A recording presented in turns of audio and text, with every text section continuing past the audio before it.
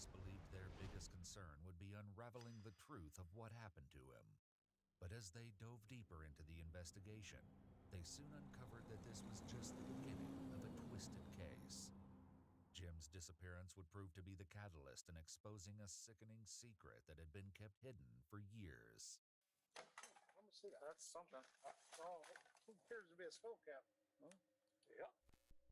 It all began on the afternoon of July 25, 2020, when sheriff's deputies in Hocking County, Ohio, responded to reports of gunshots in a residential neighborhood.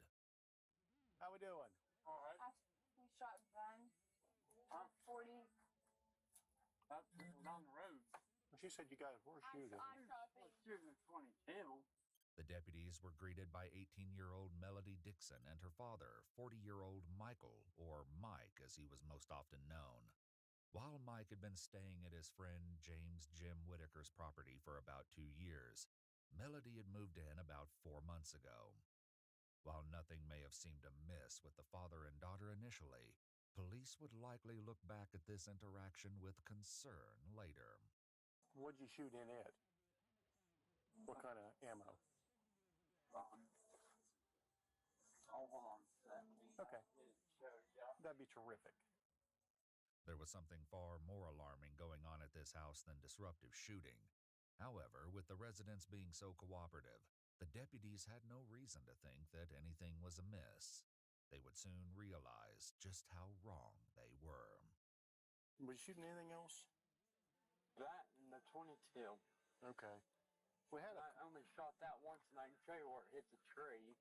Okay. Because I know they go far. It's like shooting rifles. Right. Well, the new ones. Well, it's no big deal. We had somebody that fired a gun and it struck a windshield. Nobody got hurt or anything like that. The father and daughter were let off with a warning, and the deputies departed. Just a few short hours later, though, another deputy would be back at the same property under vastly different circumstances. Jim's family had called the police to report him missing. This is my dad's property, Jim Whitaker. Okay. We haven't been able to communicate with him for 20-some days. He's not in his house. I think something's happened to him. There's other people in here when we got here. They left about as soon as we got here. They didn't give us no answers on where he was. The thing is, I know my son. He's never done this. 56 years old. He's never just disappeared. Right. Jim's mother said she'd last talked to him at the beginning of the month, around the 4th of July. They frequently spoke and had made plans to check in with each other the next day. But Jim never answered the phone again. While it was clear Jim was missing, police were likely alarmed to see that Mike and Melody had also vanished.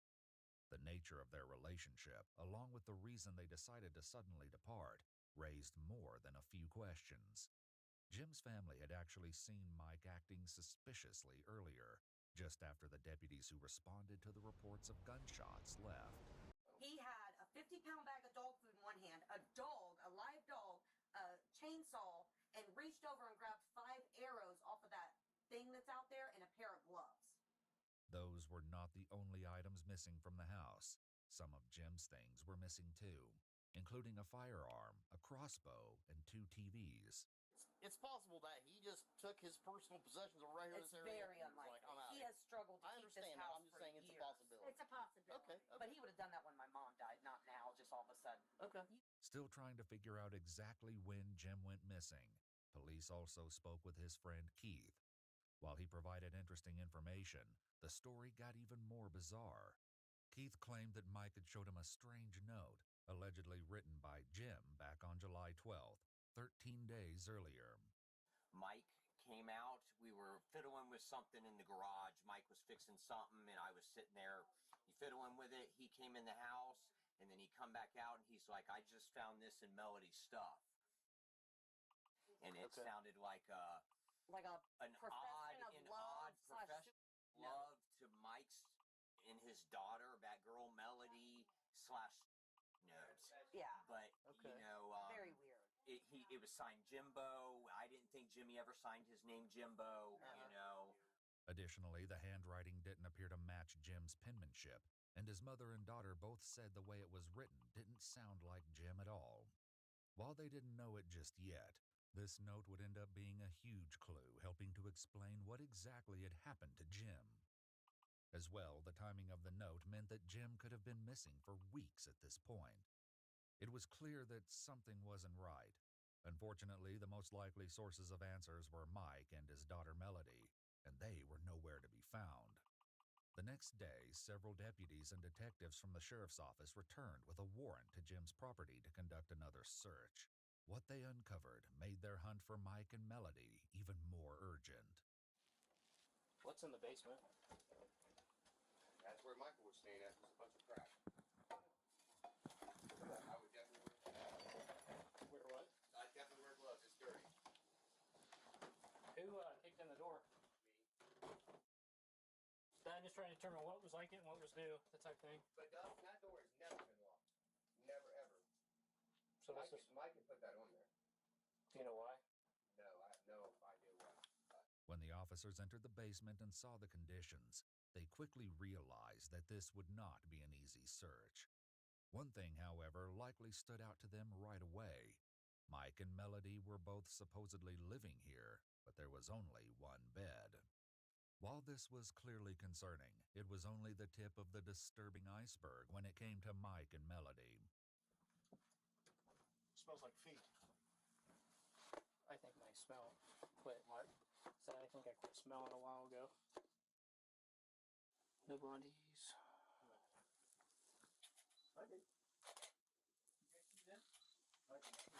The camo bag? I saw the camo bag I flipped. You have the light on. Like blood. Right there. See the glove? I was looking at that bag right there. Right here, you see this? There's three big, It looks bloodish. there's four actually. Faced with the inhospitable state of the basement, the officers went back upstairs to regroup. Eventually, they decided to call out a K-9 search unit to go over the entire property, inside and out. Alright, let's collect that stuff in the basement real quick or I'll send her downstairs. Station 1. You're going home and taking a bath? Yes. The dog didn't alert upstairs or downstairs in the house, not even for the presumed drops of blood on the camouflage print bag found in the basement. A second dog was brought in to double-check and delivered the same result. While this may have seemed promising when considering Jim's fate, it wouldn't for long. The investigators swabbed the item and took it as evidence just in case, before expanding the search to the great outdoors.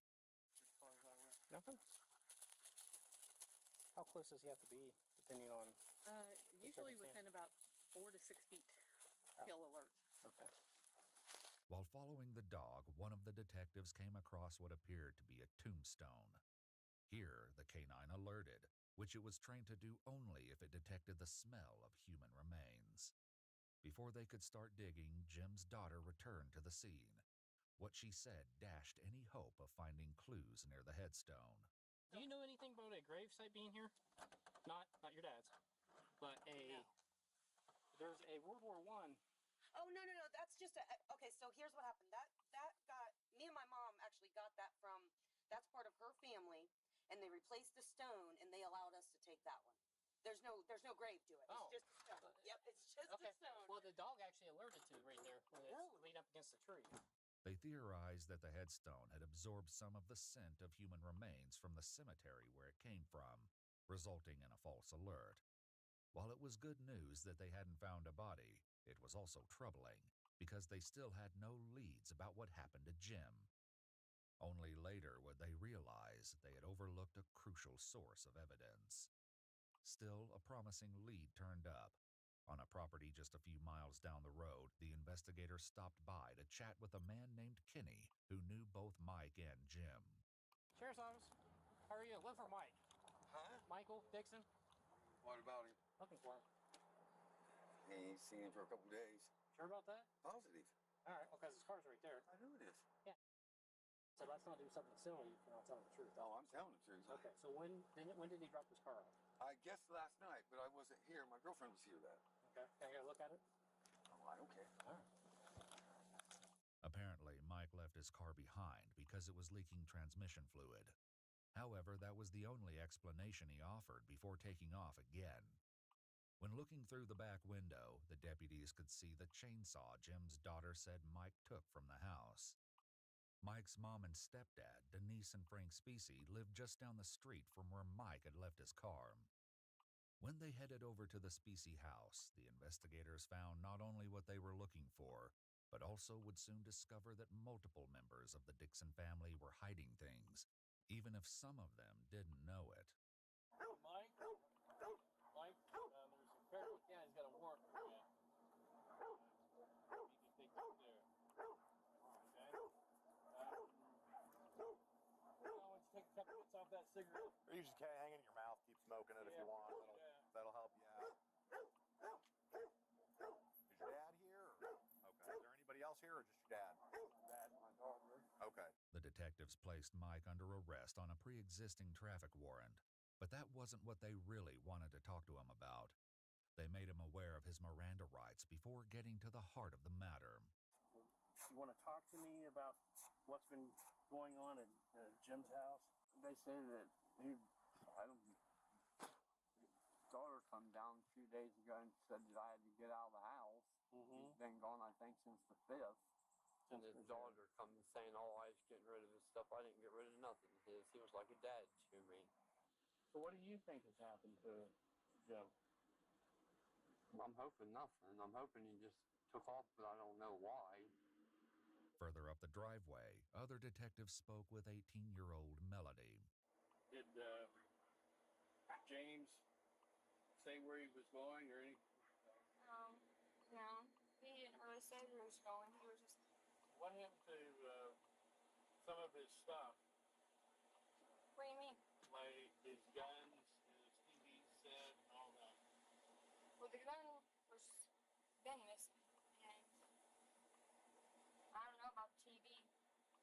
Unfortunately for Melody, Kenny and his son Jeff, who owned the property where Mike left his car, told the detectives otherwise. Mike Dixon, did he sell you a TV, or trade a TV? Yeah. The other missing TV was purchased by Kenny. This was just the tip of the iceberg when it came to Melody's secrets, and they only became more troubling from here. The investigators continued to press her, hopeful that she would slip up again. Do you think that something's happened to Jim? I think he just took off because that's what he's been talking about for a while. Where would he go? Well, he told me and Dad, he was like, I'm just gonna not be here when I'm there. And you guys can keep this place because my family don't get a goddamn about me or whatever, so. You think something's happened to him?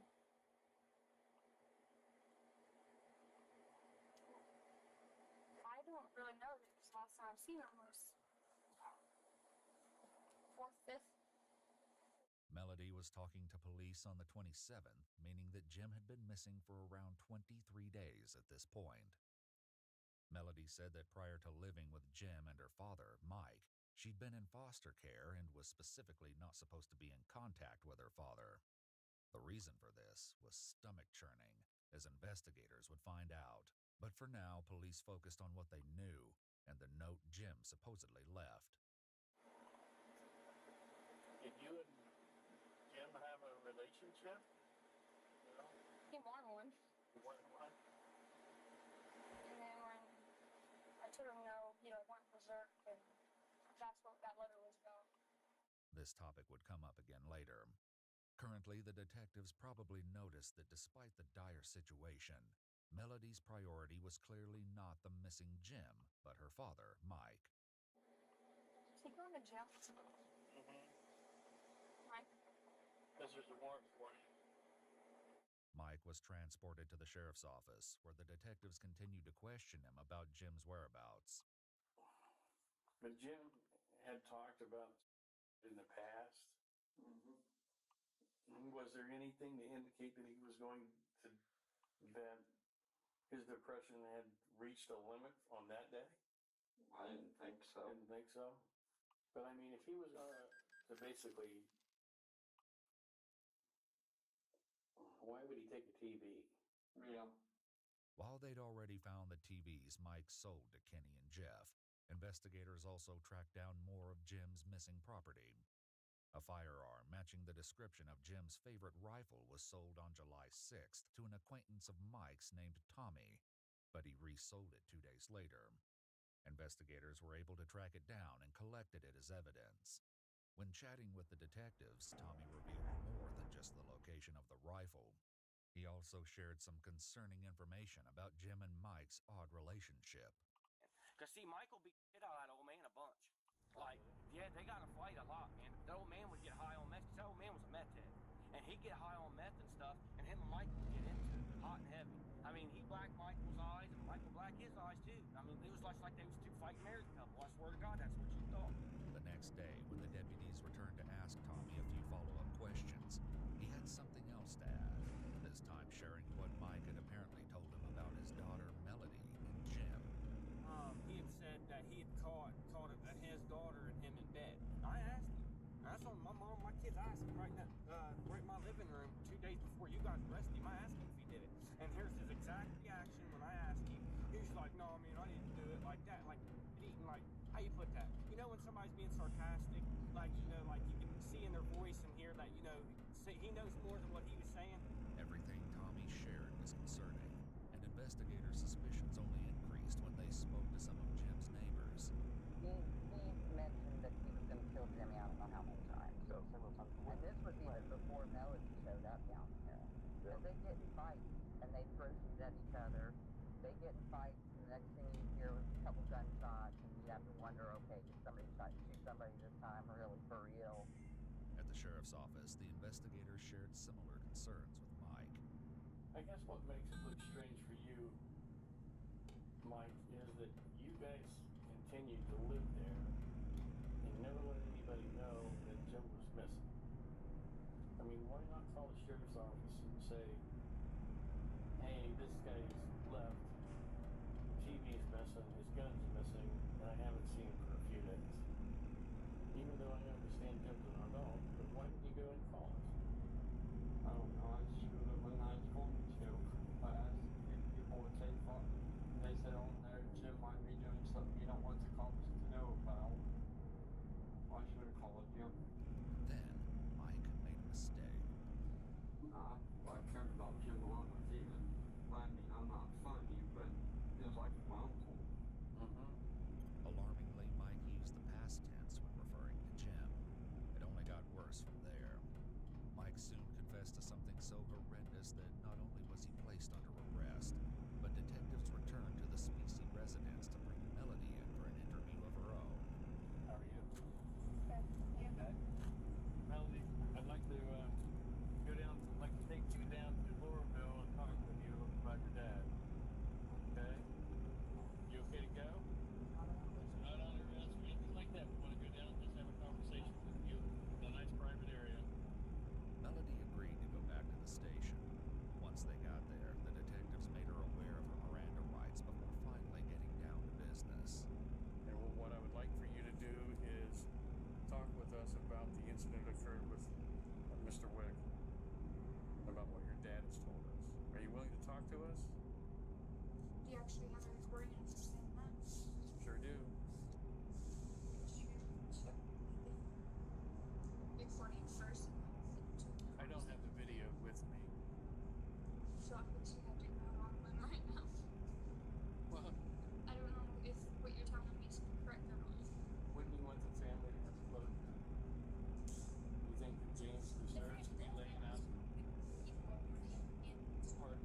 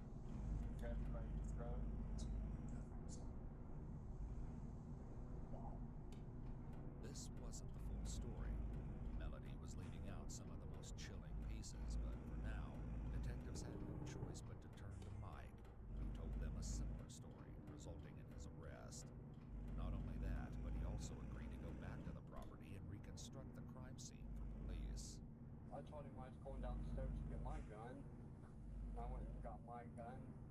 Come up? Yep. You That's heard? when Melody was coming out of the thing. I could hear them scruffling a little bit. What were they? Were they saying anything to each other? No, I just heard her kind of like yelling. And supposedly she grabbed like his gun. She said, all she remembered just looking down the barrel of it. I heard the safety on this gun click off, and that's when I shot mine. So Gene saw that your dad was pointing a gun at him?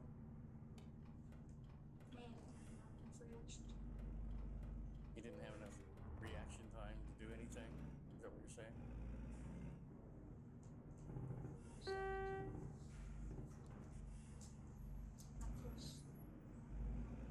A couple of feet away.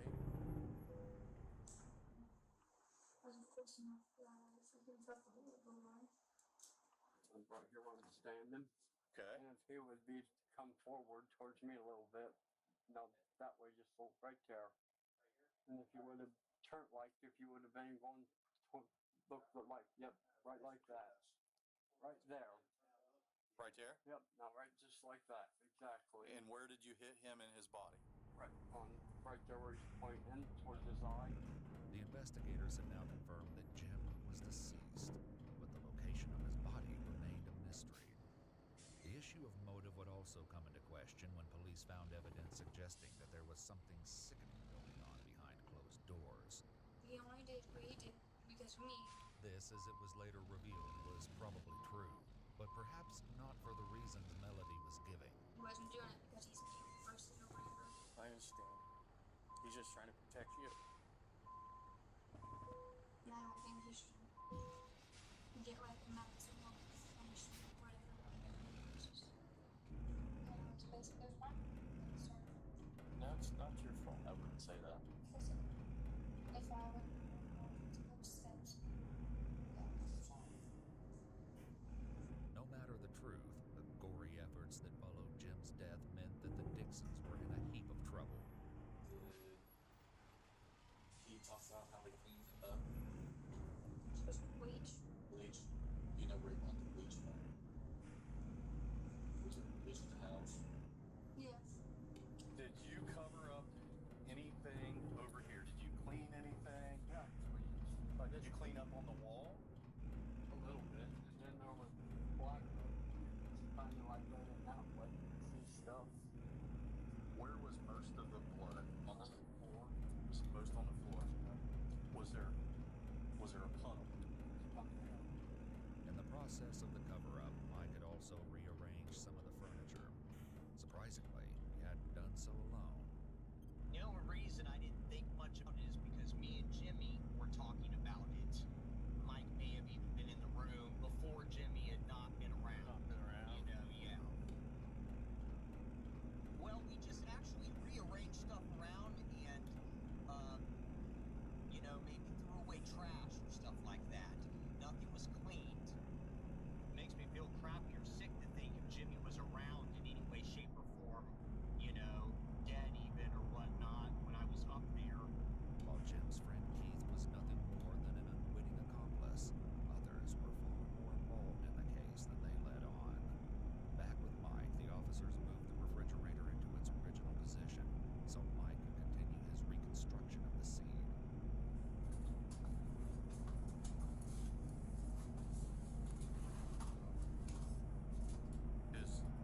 Where was the gun? About my feet are. Which way was the gun? The barrel was towards that. Use that. This was it. This is the barrel like that. It was up right there. Was it laying on you? So where's the butt of the gun? That's the butt of the gun. Kicked it out. Okay. And then what did you do? Where was Melody? Once again, Melody filled in more of the missing details. What kind of clothes did you have on at the time? My graduation dress. Graduation dress?